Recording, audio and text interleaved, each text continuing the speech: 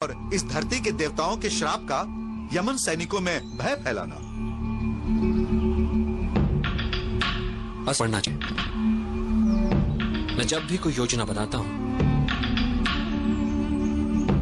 उसमें दो विशेष बातों का ध्यान अवश्य रखता हूं।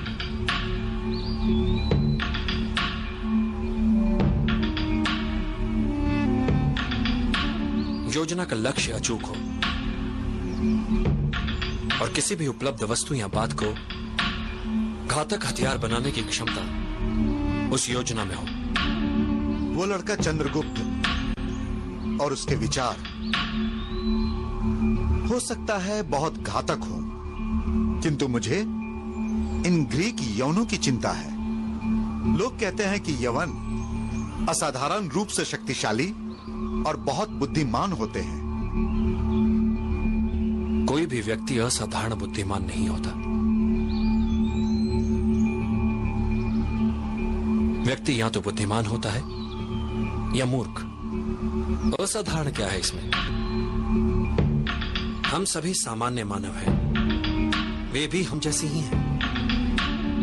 एक बात सदैव याद रखना इंद्रदत्त, राजनीति के इस खेल में शासक के पास सबसे घातक हथियार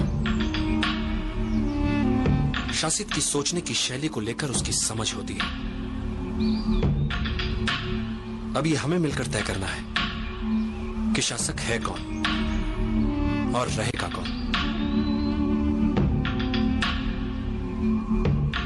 चाहता तो मैं भी यही हूं कि ये ग्रीक यवन हमारी धरती से चले जाएं। और सच कहूं तो महाराज पुरु भी अपने दरबार में यवनों की उपस्थिति से प्रसन्न नहीं है, क्योंकि ये उनके प्रत्येक क्रियाकलाप में टांग अड़ाते हैं, स्वतंत्रता से कोई भी निर्णय लेने नहीं देते हैं।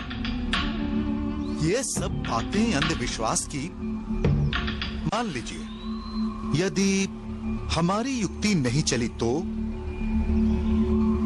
हो सकता है युक्ति चल जाए, हो सकता है ना चले। विकल्प तो रखने ही पड़ते हैं मन में। मैं भी दूसरा, तीसरा, चौथा विकल्प सदा साथ रखता हूं। इसलिए कह रहा हूं, चंद्रगुप्त तो कर ही रहा है अपना कार्य। हमें भी सिकंदर के निर्णयों को प्रभावित करने के प्रयास करने चाहिए। राजनीति का एक बड़ा सुंदर नियम है, यदि तुम राजा को नियंत्रित ना कर सको तो उस व्यक्ति पर नियंत्रण बनाओ जो राजा के विचारों को नियंत्रित कर सकता है।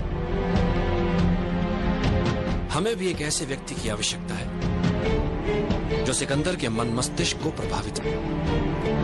मैं तो व्यक्ति को सिकंदर का मित्र, उसका दार्शनिक कैलेस्थिनिस, वैसे वो है तो मूलतः एक इतिहासकार, पर कभी कभी हमारे महलों में दरबार की गतिविधियां लिपिबद्ध करने आता है। दार्शनिक,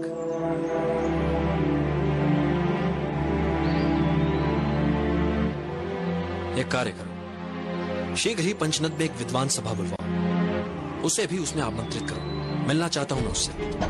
जैसी तुम्हारी इच्छा, हो जाएगा ये काम। युक्तियों और योजनाओं को अगले चरण में ले जाने की घड़ी आ गई है।